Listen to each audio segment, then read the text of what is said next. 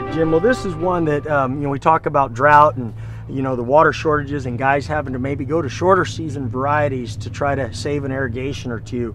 This is one that's been a great tool for us on that. It's a 108-day variety, and usually when you go shorter, you start losing some yield.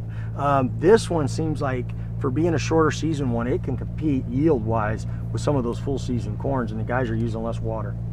Yeah, I mean, 2 years ago we talked about that coming through in California agriculture and some of the challenges your growers were facing up in this area, and also looking for something that was going to vary or go across varying soil types. That was also another challenge. And 5887's been in our system. It's done very well, but we really never focused on it out here. And then you guys took it and started moving with it, and I think you built a really good following for pretty much one of your shortest season corns that can go across the sands like here all the way to the black dirt in Gustine and Los Banos.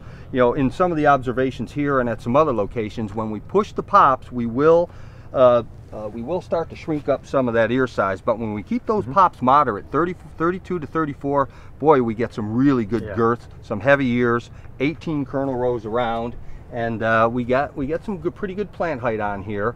And I know, I think with the stem program, this would be more of a higher maintenance corn. Your stem fertility program, it needs nitrogen to finish, and if you don't, she may cannibalize the stalk or just not fill the ear. And we knew that going in. Your guys worked the program that way, and I know from at least comments from growers here and in other places, this thing's really filled the niche for them. Yeah, it's it is that shorter season one, but it gets big. Guys like to see it. It looks good on the road, but then you get into it and you've got good quality as well. We've had one farmer does a lot of acres, and he planted this last year early because he knew he was going to run out of water, so he wanted to get that corn in early to why it's cooler and everything, not need as much water.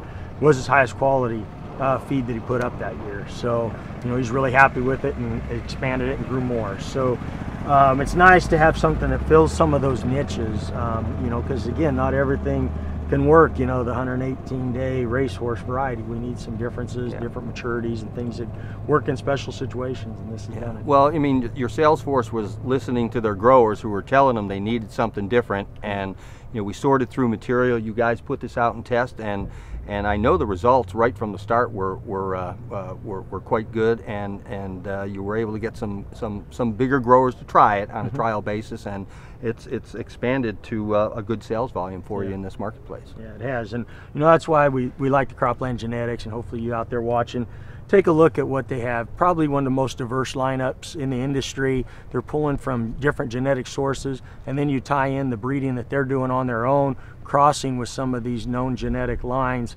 Have put up some really good products, and we're looking forward to some really unique, interesting products that are going to work out here in the West, because they're breeding them out here in the West, not back east. So we're excited about the future of Croplan.